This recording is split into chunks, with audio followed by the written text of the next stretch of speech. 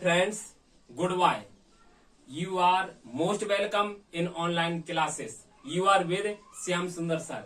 Dear friends, today we shall study the famous poem To Milton, which is written by the greatest poet William Wordsworth. तो friends, हम आज poem to Milton पढ़ने जा रहे हैं और टू मिल्टन का दूसरा जो नाम है वो है लंदन 1802। आखिर इस पोइम के हम महत्वपूर्ण पॉइंट्स हैं वो पढ़ेंगे सारे। पहला पॉइंट हमारा देखें क्या है। The poem was published under the title. आखिर ये पोइम जो सबसे पहले पब्लिश्ड हुई थी तो किस टाइटल से हुई थी, क्योंकि इसके दो नाम है, टू मिल्टन भी है और लंदन 1802 है।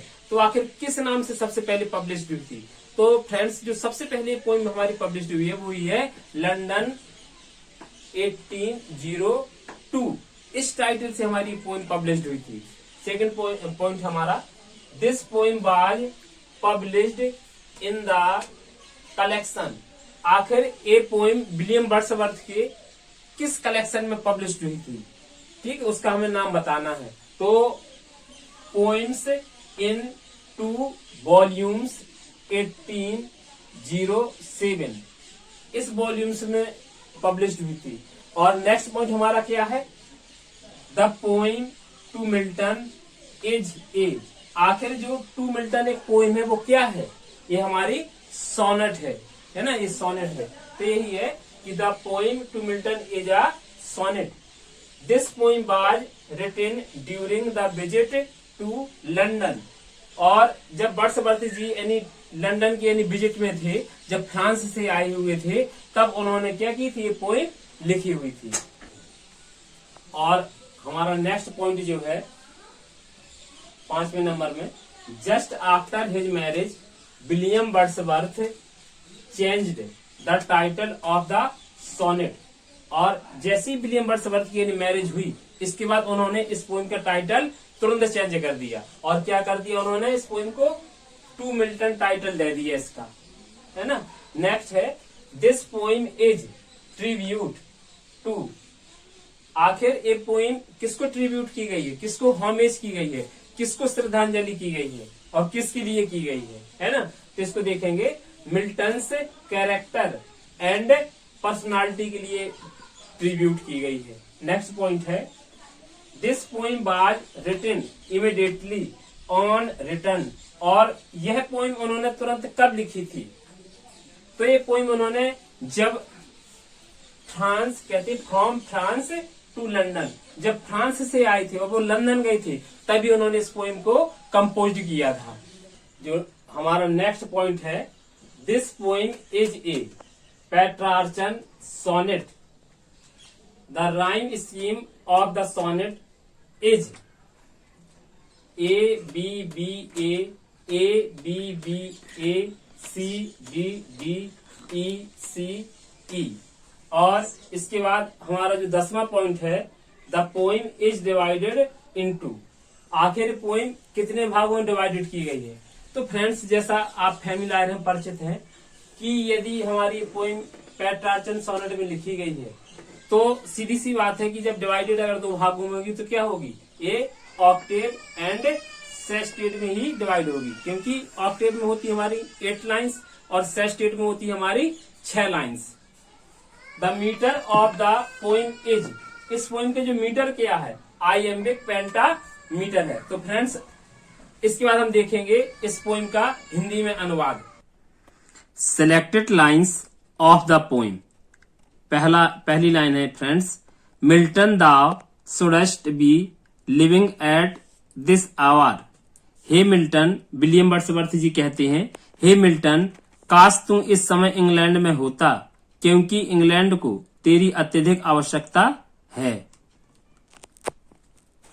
दूसरा पॉइंट है, we are selfish men, oh raise us up, return to us again and give us manners, virtue, freedom, power.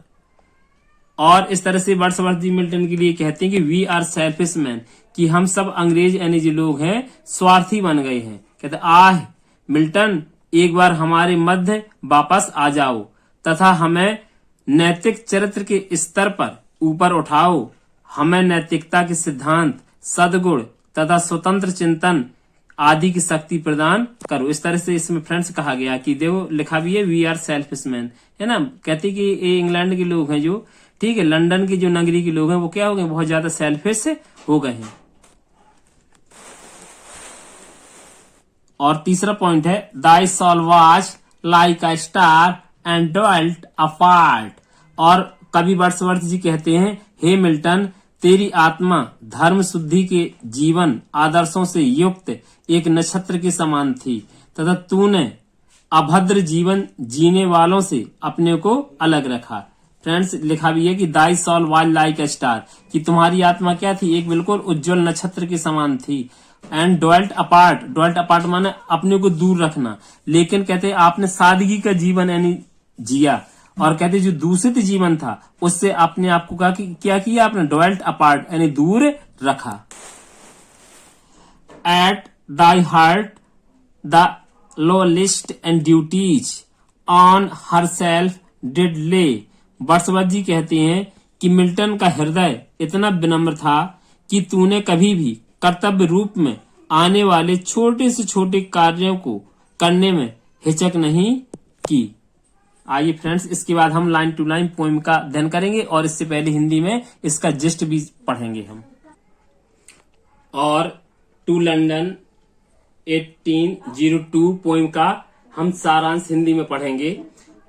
To Milton कविता विलियम वर्ड्सवर्थ के द्वारा रचित एक महत्वपूर्ण सोनेट है। कवि मृत महान कवि मिल्टन की आत्मा को संबोधित करते हुए कहते हैं कि काश मिल्टन अभी भी जीवित रहते, क्योंकि वर्तमान परिस्थितियों के अनुसार इंग्लैंड को मिल्टन की आवश्यकता है। क्योंकि इंग्लैंड के पादरी, सैनिक, लेखक, यहाँ तक कि जनसाधारण लोग भी दूषित हो चुके हैं, अर्थात वे अपने सद्गुणों तथा आध्यात्मिक विचारों को खो चुके हैं। नैतिक चरित्र उनका नीचे गिर गया है। लेकिन कवि कहता है कि मिल्टन की आत्मा एक सितारे के समान उज्जवल और महान थी, और तूने एक जनसाधारण के रूप में रहकर ईश्वर में अगाध विश्वास रखा। इस तरह वर्ड्सवर्थ जी मिल्टन की चारित्रिक विशेषताओं का वर्णन इस कविता में करते हैं और इसको लाइन बाय लाइन पढ़ेंगे। Milton, thou shouldst be living at this hour. और विलियम वर्ड्सवर्थ जी कहते हैं मिल्टन को संबोधित करते हुए कि thou shouldst be living at this hour, कि हे मिल्टन, इस समय तुम इंग्लैंड में जीवित होते, क्योंकि वर्तमान परिस्थितियों के अनुसार इंग्लैंड को आपकी आवश्यकता है। England hath need of the माने तुम्हारी, नीड माने जरूरत, इंग्लैंड को, अर्थात इंग्लैंड को मिल्टन की आवश्यकता है। She is a fen of stagnant waters. She जो यहाँ पर आया है वो लंदन के लिए आया है, या हम इंग्लैंड के लिए भी कह सकते हैं कि लंदन नगरी के लिए आया है सी रूप में, या इंग्लैंड के लिए आया है। और जो फैन माने होता है हमारा, कहते हैं बदबूदार या दलदल वाला, जो यानी इस तरह दलदल होता है उसे फैन बोलते हैं, है ना। और स्टेगनेंट माने होता है इस तरह ठहरा हुआ या रुका हुआ। वाटर्स माने पानी।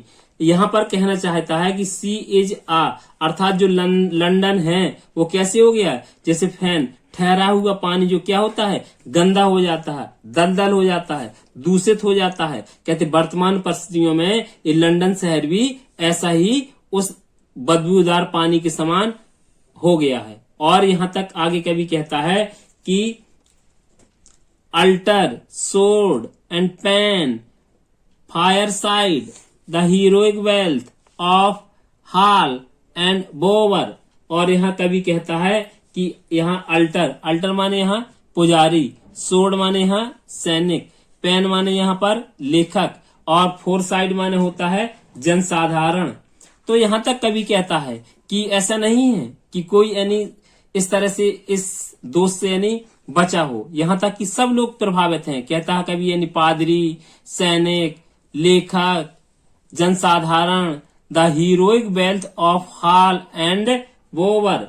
और कभी कहता है कि बोबर माने होती महिलाएं, ठीक है, जो राजसी महिलाएं उनके लिए आए यहाँ पर, जो बोबर माने महिलाएं, और हाल माने लिखा है हीरोइक लॉर्ड्स, जो हीरोइक लॉर्ड्स हैं, है ना, कहते हैं हीरोइक और वेल्थ, और कहते हैं हाल, जो हाल लॉर्ड्स लोग हैं उनकी जो हीरोइक वेल्थ है ना, जो उनका एक साहसिक यानी सबसे बड़ा जो धन था, एंड बोबर जो महिलाएं थी, कहते वो भी क्या हो चुके हैं, दूषित हो चुके हैं, या उन्होंने ये संभ्रांत यानी जो महिलाएं हैं, या संभ्रांत यानी जो नागरिक हैं, कहते वो भी अपनी आध्यात्मिक शांति को, ठीक है, उनकी भंग हो चुकी है, नष्ट हो चुकी है। और आगे कभी कहता है कि हैव फोरफीटेड, और फोरफीटेड माने होता है खो देना, they are ancient English dower, dower माने यहाँ बपौती यानी दहेज, है ना, लेकिन यहाँ बपौती से है, और कहते जो इंग्लैंड की, प्राचीन इंग्लैंड की बपौती थी आध्यात्मिक, है ना, बहुत सद यानी भाव से भरे हुए लोग थे, कहते वो इस समय क्या हो गया है, फोरफीटेड, अर्थात ये सारे नैतिक गुण, आध्यात्मिक गुण इंग्लैंड के लोगों से, लंदन के लोगों के अंदर से यानी क्या हो चुके हैं, मर चुके हैं, समाप्त हो चुके हैं। ऑफ इनवार्ड हैप्पीनेस, और कहते जो आध्यात्मिक विचार होते हैं वो इंसान को इनवार्ड माने आंतरिक, हैप्पीनेस माने प्रसन्नता, जो आंतरिक प्रसन्नता प्रदान करते हैं, कहते ये सब चीजें समाप्त हो चुकी हैं। और आगे वर्ड्सवर्थ जी कहते हैं कि इंग्लैंड के लोग या लंदन के लोग कैसे हो गए हैं, कहते वी आर सेल्फिश मैन, कहते हैं वर्तमान समय में जो इंग्लैंड के लोग हैं वो स्वार्थी हो चुके हैं। ओ राइज अस अप, और कहते हे मिल्टन हमें तुम्हारी जरूरत है, तुम्हारी आवश्यकता है, क्योंकि इस नैतिकता का जो सिद्धांत है, जो आध्यात्मिकता की जो ऊंचाई है, राइज अप माने ऊंचे उठना, जो उठाने का कार्य जो कर सकते थे वो सिर्फ मिल्टन ही कर सकते थे। रिटर्न टू अस अगेन, और कहते हैं एक मिल्टन की वापसी एक बार पुनः होनी चाहिए। एंड गिव अस मैनर्स, और कहते क्योंकि मिल्टन ने हम इंग्लैंड वासियों को मैनर्स सिखाई, है ना, आखिर सिद्धांत सिखाए उन्होंने, वर्चू सद्गुणों को सिखलाया, फ्रीडम स्वतंत्रता को, पावर को शक्ति को। और आगे वर्ड्सवर्थ जी कहते हैं thy soul was like a star, हे मिल्टन तुम्हारी आत्मा तो एक चमकते हुए उज्जवल स्टार सितारे की तरह थी, एंड डॉल्ट अपार्ट, और कहते तुम तो यानी डॉल्ट अपार्ट माने दूर रखना, अर्थात जो कहते हैं जो दूषित विचार थे, यानी इंग्लैंड के लोग जो प्रभावित हो गए हैं उन दूषित विचारों से, है ना, डॉल्ट अपार्ट तुमने अपने आप को बहुत दूर रखा है, अर्थात आगे कहता है कभी thou hast a voice whose sound was like the sea, और कहते हैं वॉइस माने आवाज, हुज माने जिसकी, साउंड माने आवाज, लाइक माने की तरह, सी माने समुद्र। और मिल्टन के लिए कहते हैं उनकी आवाज तो ऐसी गरजती थी जैसे समुद्र यानी गरजता है, या विशाल क्या होता है, जैसे समुद्र होता है, इस तरह से। और कहते हैं कि उसी प्रकार यानी उनका कहते हैं शुद्ध जीवन था, है ना, अर्थात अशुद्ध जीवन के प्रति उस समुद्र की दहाड़ के प्रति, दहाड़ की तरह अर्थात लहरों की तरह दहाड़ते थे। Pure as the naked heaven, pure माने शुद्ध, नेग्ड हेवन माने होता स्वच्छ आकाश, है ना। और कहते हैं कि वो किस तरह से थे, यानी कहते हैं कि जिस तरह से क्या होता, बादल रहित आकाश स्वच्छ होता है, नेग्ड माने नग्न या स्वच्छ, हेवंस माने आकाश, प्योर माने शुद्ध, जैसे बादल रहित यानी आकाश स्वच्छ होता है उसी प्रकार उनकी आत्मा थी, मैजेस्टिक थी यानी उनकी आत्मा, और है ना, मैजेस्टिक माने होता है आलीशान, राजसी, फ्री, और कहते हैं सभी प्रकार से वो क्या थे, यानी इन विकारों से स्वतंत्र थे। So didst thou travel on life's and common way, और कहते तुम्हारी जीवन की जो ट्रेवल थी, यात्रा थी, कॉमन वे, वो जीवन तुमने बिल्कुल साधारण तरीके से व्यतीत किया है। इन चीयरफुल गॉडलीनेस, और लेकिन फिर कभी कहता कि उनका जो आध्यात्मिक जो उनका यानी ऊंचाइयां थी, है ना, बहुत ऊंची थी। गॉडलीनेस माने होता है देवभक्ति होता है, चीयरफुल माने प्रसन्नता पूर्वक, अर्थात कहता है इन चीयरफुल गॉडलीनेस यानी ईश्वर में उनका क्या था, यहाँ पर अगाध विश्वास था, और प्रसन्न थे यानी ईश्वर में विश्वास यानी करके, क्योंकि मिल्टन जी ने इतना बड़ा यानी ग्रंथ लिखा है पैराडाइज लॉस्ट, ईश्वर को जो पूरी तरह से इस तरह से डिवोटेड है। एंड एट दाई हार्ट, और कहते हैं तुम्हारा जो हृदय था द लोलेस्ट ड्यूटीज, कहते तुच्छतम से तुच्छतम जो ड्यूटीज थे, जो कार्य थे, ऑन हर सेल्फ डिड ले, कहते वो तुमने स्वयं यानी जीवन में किया है। तुमने किसी कार्य को न छोटा समझा है न बड़ा समझा है। जो भी तुम्हारे यानी जीवन में छोटे बड़े कार्य आए हैं, कहते बेहिचक तुमने यानी सारे यानी कार्यों को कर्तव्य रूप में निभाया है। तो इस तरह से विलियम वर्ड्सवर्थ जी मिल्टन के यानी इस तरह से कैरेक्टर और पर्सनालिटी के बारे में इस पोइम में बताते हैं। Thanks students. अगर ये पोइम आपको अच्छी लगी हो तो मैं आशा करता हूं कि आप यानी हमारे चैनल को सब्सक्राइब करेंगे और शेयर करेंगे, क्योंकि जब शेयर करेंगे तो भाई ये आपके दोस्तों को, दूसरे लोगों को भी क्या होगा, इसका लाभ मिलेगा। और आशा करता हूं कि निश्चित ही आपके लिए पीजीटी, टीजीटी, एलटी या लेक्चरर या जो भी आने वाले एग्जाम्स हैं उनके लिए आपके लिए महत्वपूर्ण होगी। थैंक्स।